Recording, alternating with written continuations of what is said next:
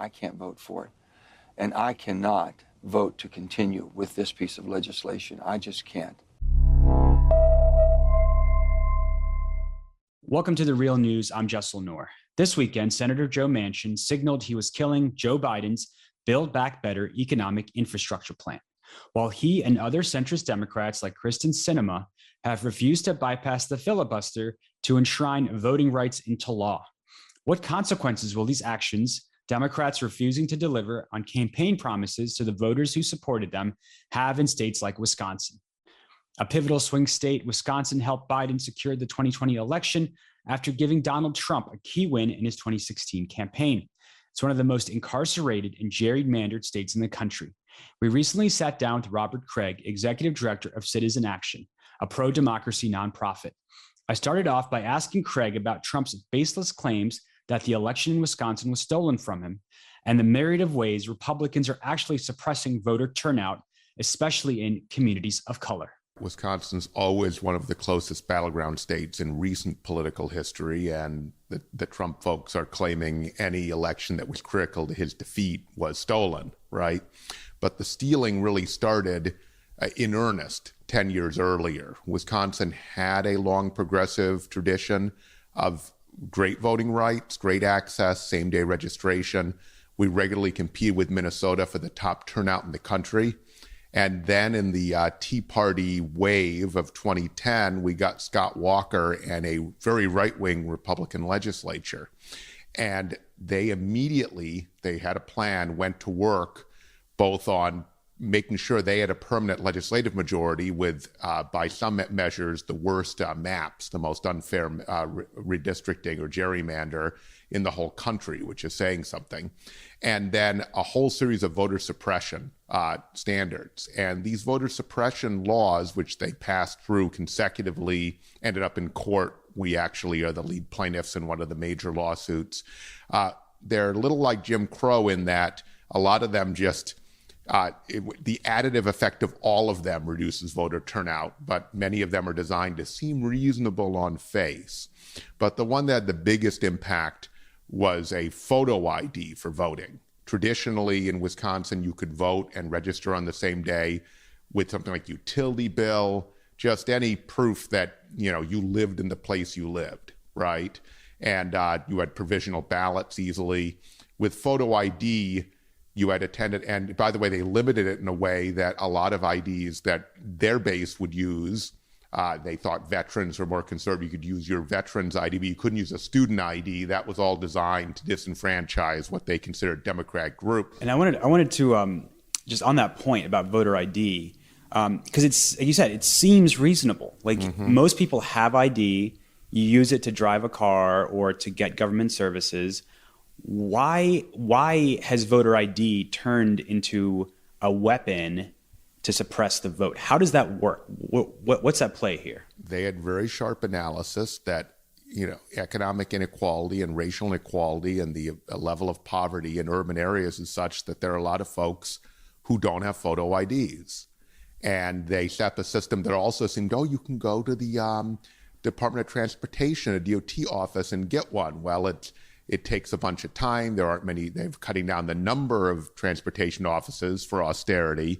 And so they knew very well it would have a disproportionate impact on low-income folks, which in our system is disproportionately folks of color, and that those were predominantly Democratic voters. And if you create that hurdle, you would reduce voter turnout. And in fact, there was a massive reduction in turnout in Milwaukee among African American and especially African American and to some extent Latinx voters from 2012 to 2016 when it was fully implemented. And so it had its effect, but they went after a lot of other things too. Early voting, they went after hammer and tongue. They tried to change residency requirements to make it much harder if you were at all moved, which affected students. Again, we have a pretty high percentage of students in our electorate relative to most states, and they vote more Democratic, a lot more Democratic. And then a lot of folks in the central city who are housing insecure move a lot. And so if you make the residency requirements harder, then of course you disenfranchise a number of them. We used to be when I was the state council director for the union, SEIU, and we had a lot of low-wage workers, just shocked how often the address changed for our key leaders. That just shows how high the level of housing insecurity is for these marginalized communities in our society.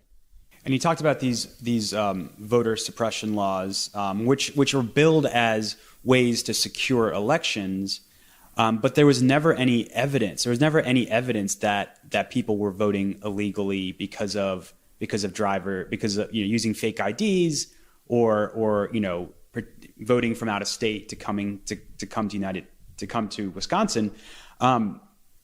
So is there any reasonable argument for having these tighter laws, or is it purely based on suppressing the vote? It is purely a strategy to suppress the vote. That's where it came from. That's what the intent was. The only place where these voter integrity arguments, where there's almost no identity theft, voter fraud, almost zero. But conservative courts have upheld it as a reasonable way to guarantee voting integrity. So there really is this tight-knit conspiracy between the political part of the right-wing movement that controls the Republican Party and then the judges they get appointed to uphold these things. And of course, the U.S. Supreme Court upheld partisan gerrymandering as part of a case that ought to have overturned it, because how can you have a democracy that guarantees one result in a state legislature, as we have in Wisconsin? So, yeah, everything else is window dressing and public relations and things that sound reasonable enough to be defensible politically to their base and even to a lot of people in the middle and to a lot of establishment types.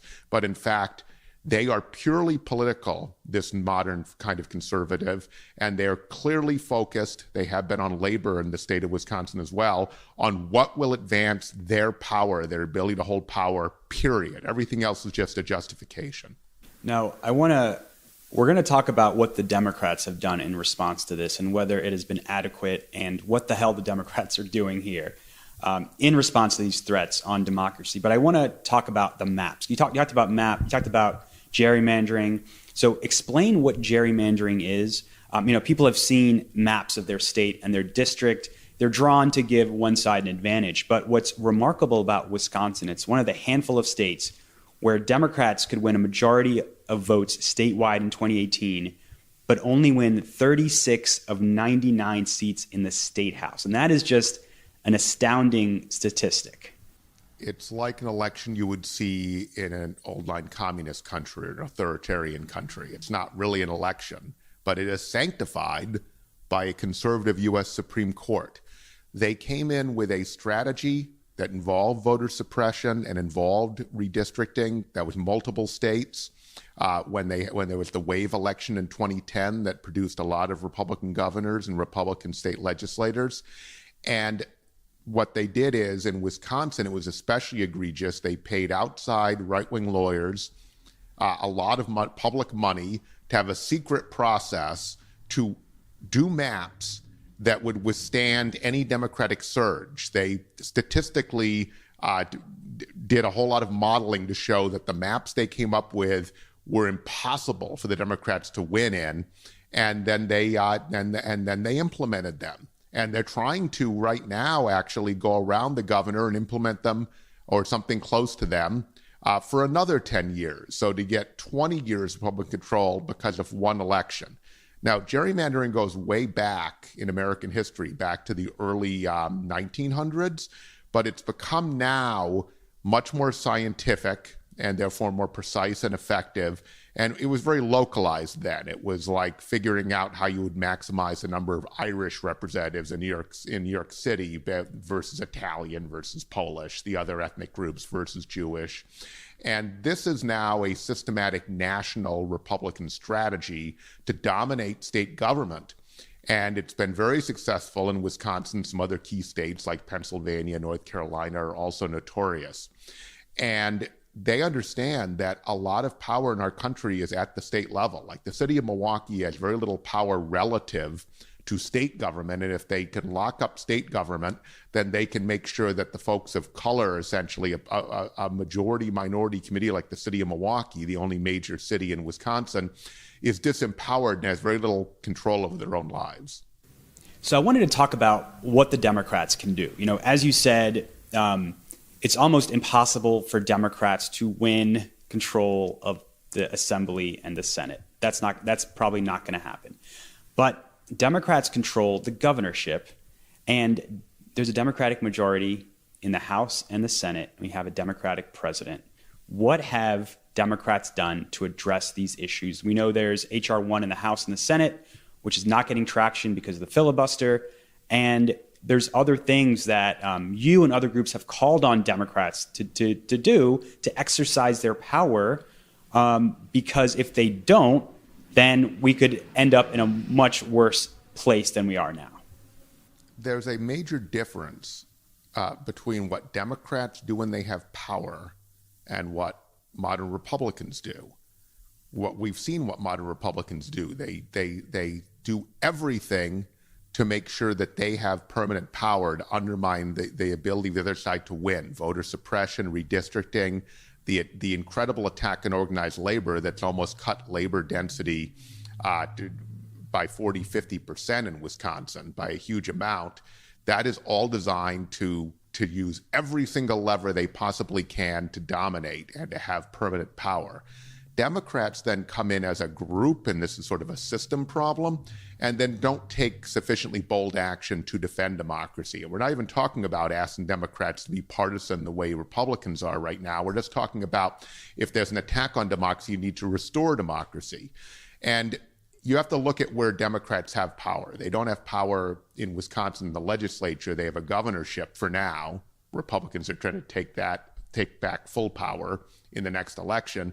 They have, by a very small margin, full power in Washington.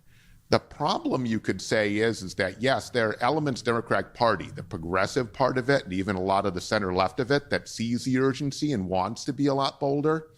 But then there's the most conservative part of the Democratic coalition doesn't see that and is cross-pressured and is often funded by the very same massive interests and billionaires and corporate interests that fund the other side. And the problem is we can't do anything without all 50 U.S. senators. And so it's a real problem that the Republican Party has been purified into really a proto-authoritarian party where they are in lockstep. And that since everyone else in the Democratic Party, the Democrats really can't do anything big and bold, it doesn't seem, in D.C. without a much larger majority than we have now. But then you have, like Governor Evers, he's very much like some of the fears about Merrick Garland, the Attorney General for the United States.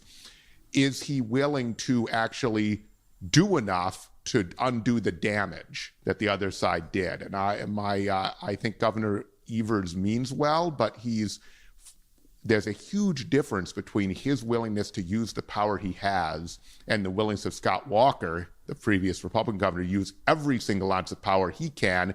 And as a result, we will end up not undoing the damage, and in fact are set up for even further damage and really potentially a threat to democracy itself coming in the next couple cycles. What's not discussed enough, I think, are we're talking about policy, we're talking about maps, we're talking about laws that are passed and court decisions.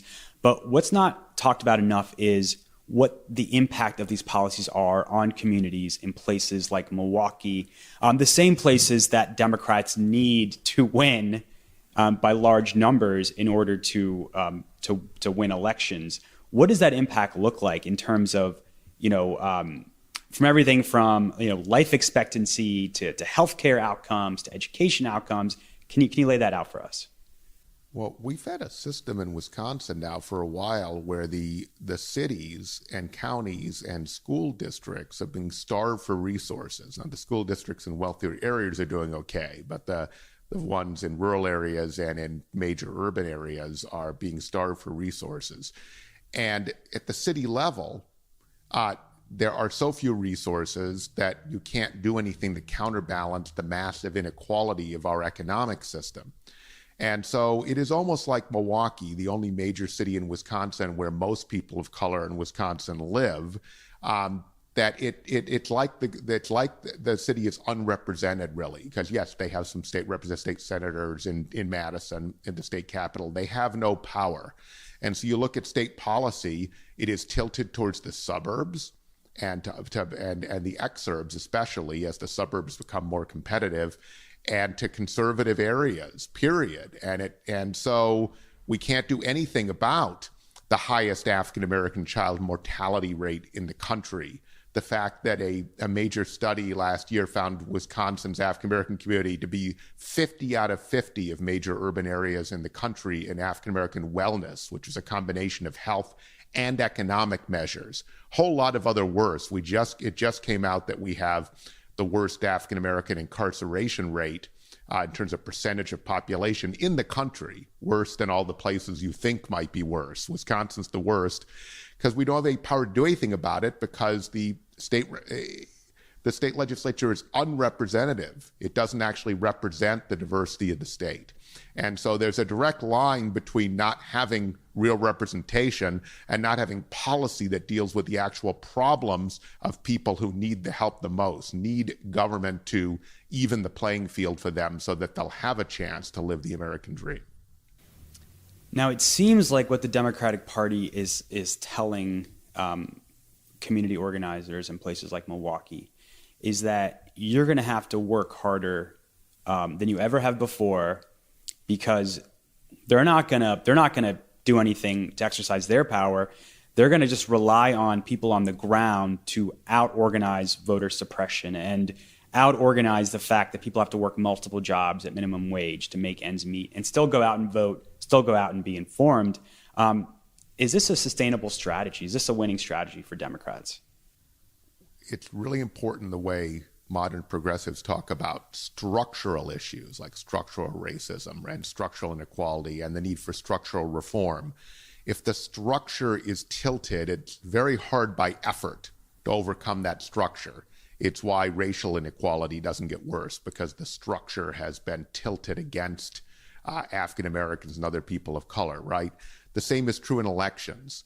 We already have a highly competitive election system where under-resourced nonprofit groups like us that do major voter turnout are struggling to try to keep up with the huge money campaigns of the other side.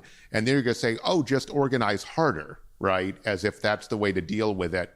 An analogy I would give is, and if anyone hasn't tried this, you can try this and see how it works. When I was in graduate school once, there was a graduate student faculty volleyball game. So you figure, oh, well, we'll destroy the faculty. They're older, right?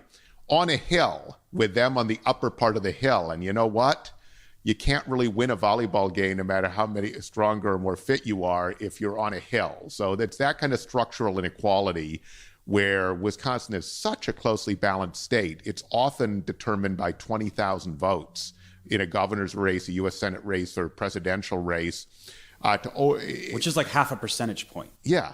So the structural disadvantages are more than enough to make it extremely hard. I mean, so Trump losing Wisconsin by 20,000 votes, that's even with all the structural undemocratic advantages he had because of the 10 years of previous Republican rule in the state and the conspiracy to undermine voting rights. So we've laid out all the challenges that Milwaukee faces, the structural challenges, the lack of courage by Democrats to deliver change. But that doesn't mean there's no hope. What gives you hope? What gives the people of Milwaukee hope that they will be able to fight for a better world and a fairer world and a more just world and more just communities? I feel like there's been a real sea change in American politics, and there's obviously been a real surge of progressive organizing and progressive representation in places like Congress, and mass mobilizations. The mobilization over the George Floyd murder, the most recent culmination of Black Lives Matter, was the largest civic outpouring and civic engagement in American history. There's a huge difference between early Walker administration. So that would be, 2012, 2013, 2014, right? Leading in really to the Hillary Clinton campaign of 16, when activists knew what the threat was, but it wasn't really well understood. Now it's much more prevalent.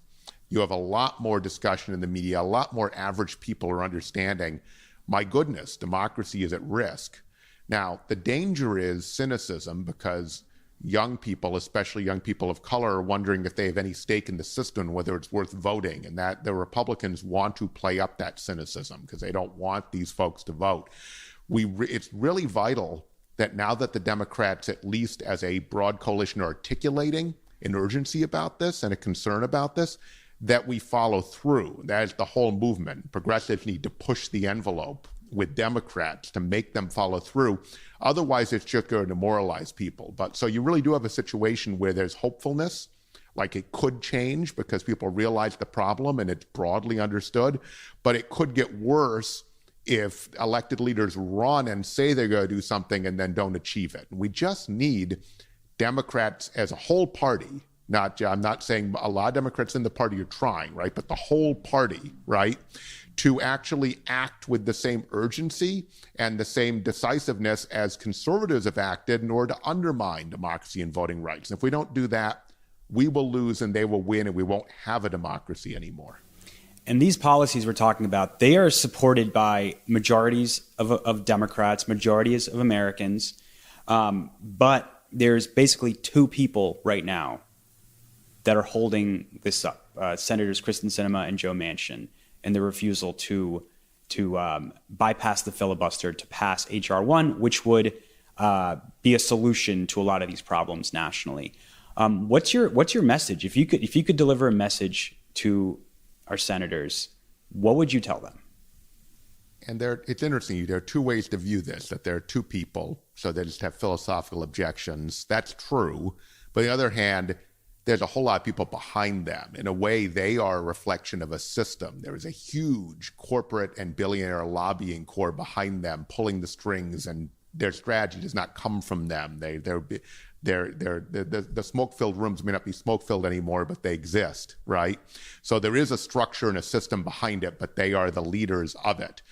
I think since we have to appeal to them, obviously that structure wants to keep things the way they are. And corporate America apparently doesn't care whether there's democracy or not, or is oblivious to the threat, right? Even though they don't understand democracy makes profitability possible. You really don't have stability if you don't have democracy. And that's bad for business. I think to Manchin and Sinema themselves as humans, because they could change their mind, they could do the right thing, that they really should think about the judgment of history. If they really want to go down, like some of the folks who didn't take action against fascism in the 20s and 30s when they had a chance within Italy, within Spain, within Germany, and other places where authoritarianism has taken hold, then they should continue their current course. If they want to go down like someone like Lyndon Baines Johnson, who had fought civil rights, but then as president decided to be the great champion of voting rights and civil rights and said, what's the president for? Heck, what's the presidency for anyway? Why don't you ask yourselves, what is being a U.S. senator for anyway? Is it for going down history to do the right thing and save democracy? Or is it to be a key person, a key villain in history and undermining it? Great. Robert Craig, thanks so much for joining us. Thank you. And thank you for joining us at the Real News Network.